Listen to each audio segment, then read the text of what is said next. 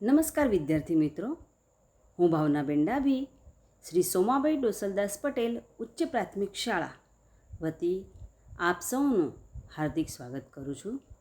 આજના આ વિડીયો ટ્યુટોરિયલની અંદર આપણે 7મા ધોરણના સંસ્કૃત વિષયની ચિત્રપદાની 1, 2 અને 3ની સમજૂતી મેળવીશું. સંસ્કૃત એ બધી ભાષાઓની જનની કહેવાય છે. બાળપણમાં આપણે વિવિધ વસ્તુઓના માધ્યમથી આપણી માતૃભાષા શીખ્યા. હવે આજે આપણે સંસ્કૃતના કેટલાક શબ્દો વિવિધ ચિત્રના માધ્યમથી શીખીશું. તો ચાલો ત્યારે આપણે શરૂ કરીએ ચિત્રપદાની 1. ચિત્રપદાની 1 જેની અંદર આપણે અકારાંત પુલ્લિંગ શબ્દો આજે સમજવાના છે. અકારાંત પુલ્લિંગ શબ્દો એટલે એવા શબ્દો કે જે શબ્દોના અંતે અસ્વર ઉચ્ચારાતો હોય. તમારા સ્ક્રીન પર એક ચિત્ર તમે નિહાળી રહ્યા હશો, જેણે આપણે ગુજરાતીમાં કહીએ છીએ ખુરશી. તો સંસ્કૃતમાં ખુરશીને આસંદહ કહેવાય છે. પરીક્ષામાં પ્રશ્ન કેવી રીતે પૂછાશે? તો એષઃ કહ અસતિ, તો એષઃ આસંદહ અસતિ, અથવા તો તેનું ચિત્ર આપેલું હોય તે પરથી આપણે એનો સંસ્કૃત શબ્દ નીચેમાંથી શોધવાનો રહેશે. હવે તમે બીજું ચિત્ર જોઈ રહ્યા છો સ્ક્રીન પર, તો એ શું છે? તો એ છે ઇસ્ત્રી. ઇસ્ત્રીને સંસ્કૃતમાં કહેવાય સમીકરહ. તો ઇસ્ત્રી માટેનો સંસ્કૃત શબ્દ છે સમીકરહ. એષઃ કહ અસ્તિ, એષઃ સમીકરહ અસ્તિ. હવે આગળ આપણને ચિત્ર દેખાય છે, એ છે સ્કૂલ બેગ, થેલો. જે અત્યારે લોકડાઉનને કારણે તમારા ઘરે સૂનો પડી રહ્યો હશે. તો આ જે થેલો છે તેને સંસ્કૃતમાં સ્યુતઃ કહેવાય છે. એષઃ કહ અસ્તિ, એષઃ સ્યુતઃ અસ્તિ. હવે તમે ચિત્ર નિહાળી રહ્યા હશો, એ છે વૃક્ષ. વૃક્ષને સંસ્કૃતમાં કહેવાય છે પાદપઃ. એષઃ કહ અસ્તિ, તો એષઃ પાદપઃ અસ્તિ.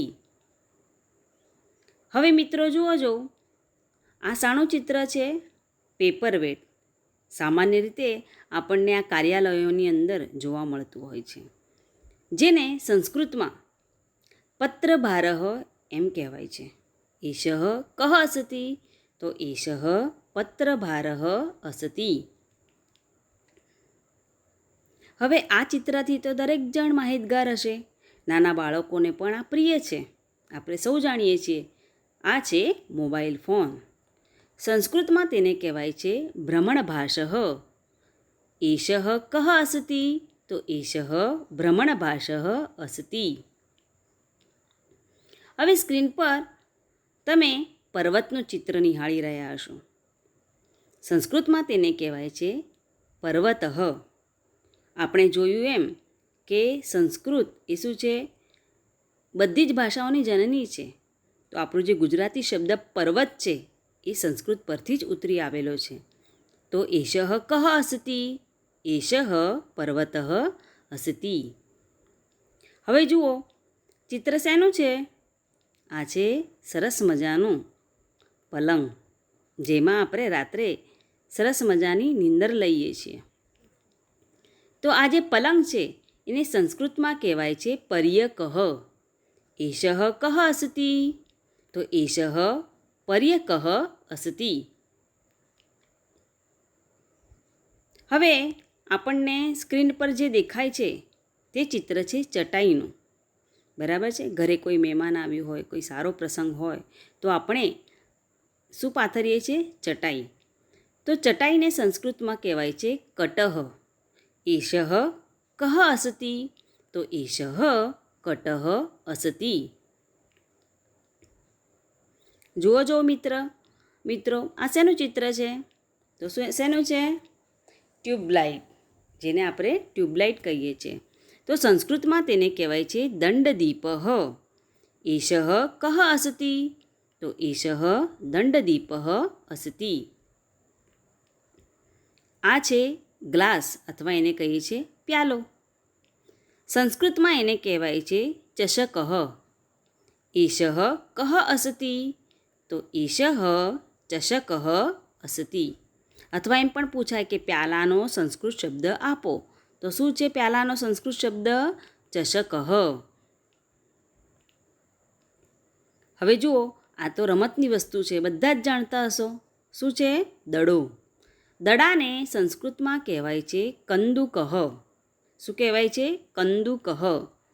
એષઃ કઃ અસ્તિ, એષઃ કંદુકઃ અસ્તિ. હવે આપણે ચિત્રપદાની એકની અંદર જે અકારાંત પુલ્લિંગ શબ્દો શીખ્યા એનું થોડું પુનરાવર્તન કરી લઈએ. ચાલો આપણે ફરીથી બધા શબ્દો જોઈએ. તો ખુરશી એટલે આસંદઃ, થેલો અથવા બેગ એટલે સ્યુતઃ, પછી પેપરવેટ એટલે પત્રભારઃ, ઇસ્ત્રી એટલે સમીકરઃ, મોબાઈલ ફોન એટલે ભ્રમણભાષઃ, પર્વત એટલે પર્વતઃ. ત્યારબાદ છે પલંગ એટલે પર્યકઃ. પછી છે ચટાઈ, ચટાઈ એટલે કટઃ. ટ્યુબલાઇટ જેને સંસ્કૃતમાં કહેવાય દંડદીપઃ. વૃક્ષ, વૃક્ષને કહેવાય છે પાદપઃ. પ્યાલો જેને સંસ્કૃતમાં કહેવાય છે ચષકઃ. અને છેલ્લો જે ચિત્ર છે એ દડો, જેને સંસ્કૃતમાં કહેવાય છે કંદુકઃ.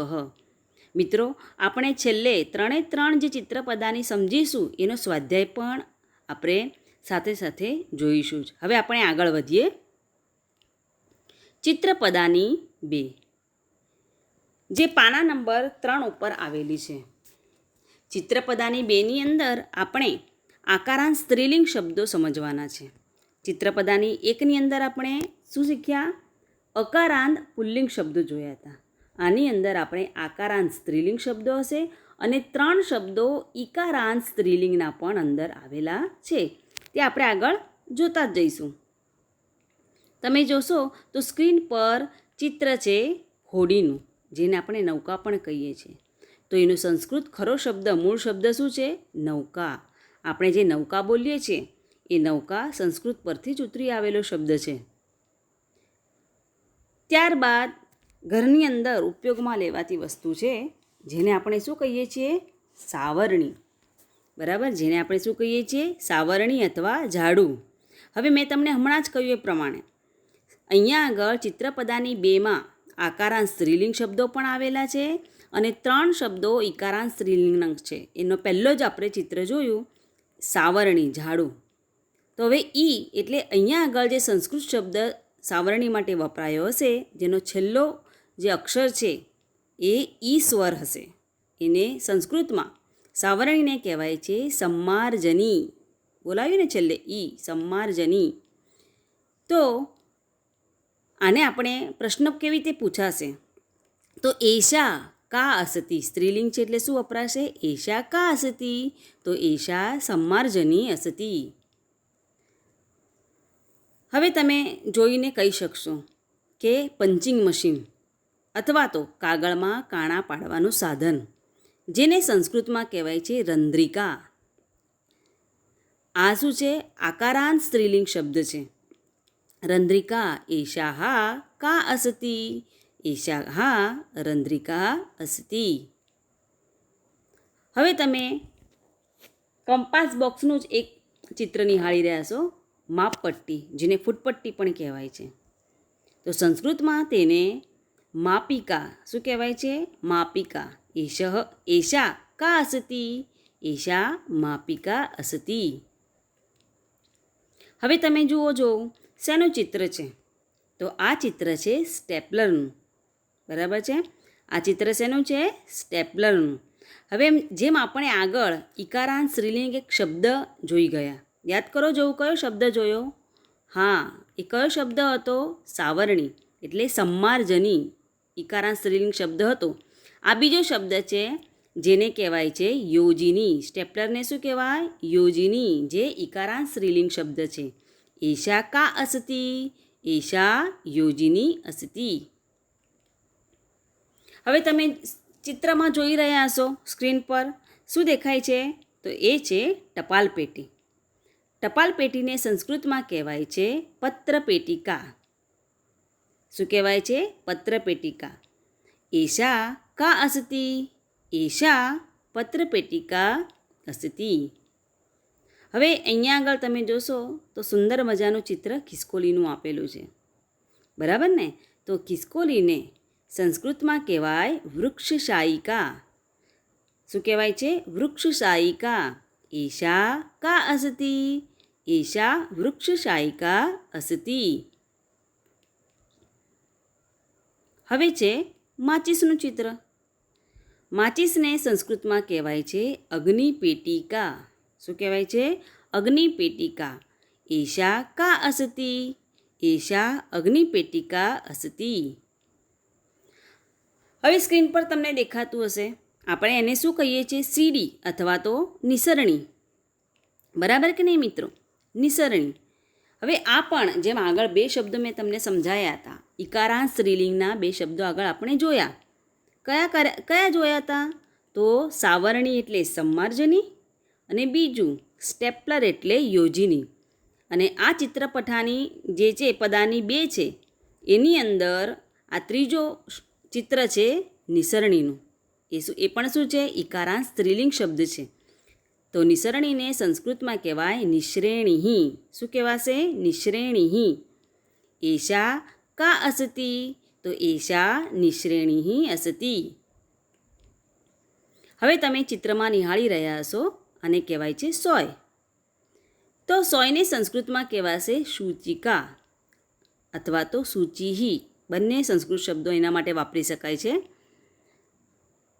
હવે આ તો બધાને ખબર જ હશે કે આપણા ઘરે આપણા દાદા દાદી અત્યારે શું છે આનો ઉપયોગ કરતા તમે જોતા હશો એમને. શું છે આ? જપ કરવા માટેની માળા, જેને સંસ્કૃતમાં કહેવાય છે જપમાલા. તો એષા કા અસ્તિ? એષા જપમાલા અસ્તિ. હવે તમે ચિત્ર જોઈ રહ્યા છો તે છે ત્રાજવું. ત્રાજવાને સંસ્કૃતમાં કહેવાય તુલા. એષા કા અસ્તિ? એષા તુલા અસ્તિ. તો મિત્રો આપણે ચિત્રપદાની બે સમજ્યા. હવે આપણે એક એક કરીને બધા શબ્દોને ફરીથી એક વખત યાદ કરી લઈએ, તેનું સ્મરણ કરી લઈએ. ચાલો. તો હોડી, જેને સંસ્કૃતમાં કહેવાય નૌકા. ત્યારબાદ છે સાવરણી, જે શું છે? ઇકારાંત સ્ત્રીલિંગ શબ્દ છે, બરાબર, જેને કહેવાય છે સંમાર્જની. ત્યારબાદ તમે જોશો કે પંચિંગ મશીન, કાગળ પર કાણા પાડવાનું મશીન, જેને સંસ્કૃતમાં કહેવાય રંધ્રિકા. નીચે તમે જોશો કે ફૂટપટ્ટીનું ચિત્ર છે, સ્કેલ, જેને ઘણા વિદ્યાર્થીઓ કહેતા હોય છે એ. તો જેને સંસ્કૃતમાં કહેવાય છે માપિકા. ત્યારબાદ આપણે ફરીથી એક બીજો ઇકારાંત સ્ત્રીલિંગ શબ્દ જોઈ રહ્યા છે સ્ટેપલર, જેને સંસ્કૃતમાં કહેવાય યોજિની. ત્યારબાદ ટપાલ પેટી, જેને કહેવાય છે પત્રપેટિકા. ખિસકોલી, ખિસકોલીને સંસ્કૃતમાં કહેવાય છે વૃક્ષશાયિકા. માચીસ, માચીસ એટલે અગ્નિપેટિકા. આ ઉપરાંત ચિત્રપદાની બેમાં ઇકારાંત સ્ત્રીલિંગ આ ત્રીજો શબ્દ છે એ છે આપણે કહીએ છીએ નિસરણી. એને શું કહેવાય છે? નિશ્રેણી. તો એ શું છે? ઇકારાંત સ્ત્રીલિંગ શબ્દ છે. ત્યારબાદ તમે ચિત્રમાં જોઈ રહ્યા છો સોય એટલે સૂચિકા. જપ કરવાની માળા, જેને સંસ્કૃતમાં કહેવાય જપમાલા. અને છેલ્લો ચિત્ર છે ત્રાજવું, જેને સંસ્કૃતમાં કહેવાય તુલા. ચાલો મિત્રો, આપણે હવે ચિત્રપદાની 3 સમજીએ, જે પાના નંબર 4 ઉપર આવેલી છે. ચિત્રપદાની 3માં આપણે અકારાંત નપુંસકલિંગ શબ્દોની સમજૂતી મેળવીશું. હવે તમે સ્ક્રીન પર જોતા હશો શેનું ચિત્ર છે? બરાબર, તે છે ખમીઝ, શર્ટ. તો તેને સંસ્કૃતમાં યુતકમ શું કહેવાય છે? યુતકમ. એતત કહ અસતિ? તો એતત યુતકમ અસતિ. હવે દેખાશે આપણને સ્ક્રીન પર જોવા મળી રહ્યું છે ચશ્મા. તો ચશ્મા માટેનો સંસ્કૃત શબ્દ છે ઉપનેત્રમ. કયો શબ્દ છે? ઉપનેત્રમ. એતત કહ અસતિ? તો એતત ઉપનેત્રમ અસતિ. ત્યારબાદ છે કાંસકો. કાંસકાને સંસ્કૃતમાં કહેવાય છે કંકતમ. ક પછીનો જે અક્ષર છે એ અંગ છે, જેને શું છે આપણે અનુસ્વાર સ્વરૂપે લઈએ છીએ, એટલે કંકતમ બોલાય. ઘણા વિદ્યાર્થીઓ આ ઉચ્ચારમાં ઘણી વખત ભૂલ કરતા હોય છે. કડકતમ એ રીતે એનો ઉચ્ચાર કરતા હોય છે, પણ એને વંચાય કઈ રીતે? કંકતમ. કંકતમ એટલે કાંસકો. એતત કહ અસતિ? તો એતત કંકતમ અસતિ. હવે તમે સ્ક્રીન પરનું ચિત્ર જોઈ રહ્યા હશો, જેણે આપણે કહીએ છીએ સ્ટોપર. તો સ્ટોપરને સંસ્કૃતમાં કહેવાય અર્ગલમ.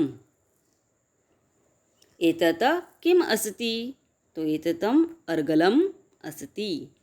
અર્ગલમ એટલે સ્ટોપર. ઘણી વખત પરીક્ષામાં સંસ્કૃત શબ્દ પણ આપેલો હશે, જેનું આપણે ગુજરાતી કરવાનું હશે. એમ પૂછાય કે અર્ગલમ શબ્દનો ગુજરાતી અર્થ આપો. તો અર્ગલમ એટલે શું? તો સ્ટોપર. હવે ચિત્ર છે પાંદડાનું. પાંદડાને સંસ્કૃતમાં કહેવાય પર્ણમ. એતત કિમ અસતિ? તો એતત પર્ણમ અસતિ. હવે ચિત્ર છે. ચિત્રની અંદર તમે ઉનાળામાં વધારે ઉપયોગમાં લેવાતું સાધન એટલે કે પંખો. તો પંખાને સંસ્કૃતમાં કહેવાય વ્યજનમ. એતત કિમ અસતિ? તો એતત વ્યજનમ અસતિ. હવે જુઓ કે ફળોનો રાજા. મોંમાં પાણી આવી ગયું ને બધાના. તો ફળોનો રાજા એટલે કેરી. કેરીને સંસ્કૃતમાં કહેવાય આમ્રફલમ. એતત કિમ અસતિ? તો એતત આમ્રફલમ અસતિ. હવે જુઓ ચિત્ર આપણે જોઈ રહ્યા છે તે શેનું છે? તો તે છે દરવાજો, દ્વાર, જેને સંસ્કૃતની અંદર દ્વારમ કહેવાય. તો પ્રશ્ન કેવી રીતે પૂછી શકશું આમાં? એતત કિમ અસતિ? તો એતત દ્વારમ અસતિ. હવે જુઓ સ્ક્રીન પર ચિત્ર દેખાય છે, એ તો દરેક જણને ખબર પડી જ ગઈ હશે. શું છે? ઘર. તો સંસ્કૃતમાં ઘરને કહેવાય ગૃહમ. એતત કિમ અસતિ? તો એતત ગૃહમ અસતિ. હવે આ તો દરેક જણને ખબર જ હશે, કારણ કે આના પર કામ કરવું, ગેમ રમવી એ તો બાળકોનો, તમારા બધાનો ખૂબ જ મનગમતો વિષય છે. એને શું કહેવાય છે પણ તમને ખબર છે? કમ્પ્યુટર. કમ્પ્યુટરને સંસ્કૃતમાં કહેવાય સંગણકમ. એમાં પણ તમે જુઓ કે અંગ આવેલો છે, એટલે એને લખાય આ રીતે સંગણકમ. એતત કિમ અસતિ? તો એતત સંગણકમ અસતિ. હવે તમે ચિત્રમાં જોઈ શકતા હશો શું છે? સાબુ. સાબુને સંસ્કૃતમાં કહેવાય ફેનકમ. શું કહેવાશે? ફેનકમ. એતત કિમ અસતિ? તો એતત ફેનકમ અસતિ. અથવા તો એમ પૂછાય ફેનકમનો ગુજરાતી અર્થ આપો. તો ફેનકમ એટલે શું? તો સાબુ. હવે તમે સ્ક્રીન પર ચિત્ર નિહાળી રહ્યા હશો, જેણે આપણે શું કહીએ છીએ? બારી. તો બારીને સંસ્કૃતમાં કહેવાય છે વાતાયનમ. વાતાયનમ. એતત કિમ અસતિ? એતત વાતાયનમ અસતિ. અથવા તો બારી માટેનો સંસ્કૃત શબ્દ કહો તો કયો આવશે? વાતાયનમ. હવે આપણે ચિત્રપદાની 3ના શબ્દોનું પુનરાવર્તન કરીશું. ચિત્રની અંદર તમે જોઈ શકતા હશો તો સૌથી પહેલું ચિત્ર છે શર્ટનું, જેને કહેવાય યુતકમ. તેની બાજુમાં ચશ્મા એટલે ઉપનેત્રમ, કાંસકો કંકતમ, સ્ટોપર અર્ગલમ, પાંદડું તો પર્ણમ, પંખો તો વ્યજનમ, કેરી એટલે આમ્રફલમ, ઘર એટલે ગૃહમ, કમ્પ્યુટર એટલે સંગણકમ, દરવાજો એટલે દ્વારમ, સાબુ એટલે ફેનકમ અને છેલ્લો ચિત્ર છે બારી એટલે વાતાયનમ. હવે વિદ્યાર્થી મિત્રો, આપણે ચિત્રપદાની 1, 2 અને 3 આ બધાનો જ મિશ્ર એવો સ્વાધ્યાય જે તૈયાર કરવામાં આવ્યો છે તે આપણે હવે અહીંયા આગળ સમજીશું અને એને લગતા શબ્દો ચિત્ર પરથી આપણે તમારે યાદ કરીને કહેવાના રહેશે. ચિત્ર પરથી સંસ્કૃત શબ્દ જણાવો. તમે જોતા હશો ચિત્રમાં પહેલું જે ચિત્ર છે એ શેનું છે? સ્ટેપલરનું. તો યાદ કરો જો એના માટેનો શબ્દ કયો? તો સ્ટેપલર એટલે શું? યોજિની. શું થાય? સ્ટેપલર એટલે યોજિની. ઇકારાંત સ્ત્રીલિંગ શબ્દ આપણે ચિત્રપદાની 2માં જોયો હતો. હવે બીજું ચિત્ર છે પલંગનું. પલંગને સંસ્કૃતમાં કહેવાય પર્યકઃ. શું કહેવાશે? પર્યકઃ. ત્રીજું દરવાજો. હજી હમણાં ચિત્રપદાની 3માં આપણે શીખ્યા કે દરવાજાને શું કહેવાય? દ્વારમ. ચોથું ચિત્ર છે હોડીનું. હોડીને સંસ્કૃતમાં શું કહેવાશે? તો હોડીને સંસ્કૃતમાં કહેવાય નૌકા. પાંચમું ચિત્ર છે નિસરણીનું. તો સંસ્કૃતમાં એને શું કહેવાશે? નિશ્રેણી. એ પણ આપણે જેમ પહેલો શબ્દ જોયો તો યોજિની, એના જેમ નિશ્રેણી પણ શું છે? ઇકારાંત સ્ત્રીલિંગ શબ્દ છે. છઠ્ઠું ચિત્ર જુઓ મિત્રો. છઠ્ઠું ચિત્ર છે ખુરશી.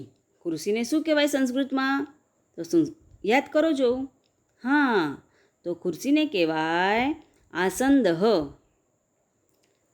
સ્વાધ્યાયનો આ છેલ્લું ચિત્ર છે 7મું, જેને આપણે શું કહીએ છીએ? Punching machine.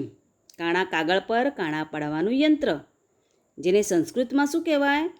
તો એને કહેવાય છે રંધ્રિકા. શું કહેવાય? રંધ્રિકા. આ જ પ્રમાણે આપણે બીજો સ્વાધ્યાય જોઈશું. આ સ્વાધ્યાયની અંદર તમે જોઈ શકતા હશો કે અહીંયા આગળ વિભાગ અ અને વિભાગ બ આપેલા છે. વિભાગ અની અંદર 7 ચિત્રો છે. આપણે ગુજરાતી ચિત્ર પરથી ગુજરાતી શબ્દો યાદ કરી લઈએ. પહેલું ચિત્ર છે ખિસકોલીનું, બીજું વૃક્ષનું, ત્રીજું ચિત્ર છે પલંગનું, ચોથું મોબાઈલ ફોન છે, પાંચમું ચિત્ર છે ચશ્માનું, છઠ્ઠું છે પ્યાલો અને છેલ્લું ચિત્ર છે પેપર વેટનું. હવે આપણે શું કરવું પડશે કે આ બધા જે ચિત્રો છે એના સંસ્કૃત નામોને યાદ કરવાના રહ્યા. સામે આપેલા બ વિભાગની અંદર એના સંસ્કૃત નામો આપણને મળી જ જશે. આપણે એ યાદ કરીને એની જોડી પહેલાં બનાવીશું. તો અહીંયા આગળ આપણે એની જોડી બનાવીએ કે પહેલું જે છે ખિસકોલી. તો ખિસકોલીને સંસ્કૃતમાં શું કહેવાય છે? તો ખિસકોલીને કહેવાય છે વૃક્ષ સાયિકા. શું કહેવાય છે? વૃક્ષ સાયિકા. ત્યારબાદ બીજું ચિત્ર શેનું છે? વૃક્ષનું. વૃક્ષને શું કહેવાય છે? પાદપઃ. શું કહેવાય છે મિત્રો? પાદપઃ. પલંગ. તો પલંગ એટલે પર્યકઃ. પલંગ એટલે શું? પલંગ એટલે પર્યકઃ. ત્યારબાદ ચોથું ચિત્ર છે મોબાઈલ ફોન, જેને શું કહેવાય છે? ભ્રમણભાષઃ. તમને બધું મિક્સ થતું હશે. ચોથા નંબરથી જોઈએ. મોબાઈલ ફોનને શું કહેવાશે? તો ભ્રમણભાષઃ. બરાબર છે? ભ્રમણભાષઃ. પાંચમું ચિત્ર છે ચશ્માનું. ચશ્મા, ઘણાને ચ એટલે ચષક, પણ ચષક એટલે તો શું થાય? પ્યાલો. ચશ્મા એટલે ઉપનેત્રમ. બરાબર છે? ચશ્મા એટલે શું? ઉપનેત્રમ. ત્યારબાદ પ્યાલો. પ્યાલો એટલે ચષક. અને છેલ્લું ચિત્ર છે પેપરવેટ, જેને શું કહેવાય છે? પત્રભારહ. શું કહેવાય છે? પત્રભારહ. તો આપણે ફરીથી એને યાદ કરી લઈએ. પહેલું ચિત્ર શેનું છે? તો પહેલું ચિત્ર છે વૃક્ષશાયિકા. બીજું ચિત્ર છે પાદપહ. ત્યારબાદ ત્રીજું છે પલંગ, જેને કહેવાય પર્યકહ. ચોથું ભ્રમણભાષ, મોબાઈલ ફોન. પાંચમું ઉપનેત્રમ, ચશ્મા. છઠ્ઠું પ્યાલો એટલે ચષક. અને છેલ્લું ચિત્ર છે પત્રભારહ. મિત્રો, હું આશા રાખું છું કે તમને આ ચિત્ર દ્વારા જે સમજૂતી આપવામાં આવી છે તેમાં ખૂબ રસ પડ્યો હશે. તેમજ ચિત્રપદાની 1, 2 અને 3ની સારી એવી તમને સમજ પડી હશે. તો અહીંયા આજનું આ સેશન હું પૂર્ણ કરું છું. અસ્તુ. જય હિન્દ, જય ભારત.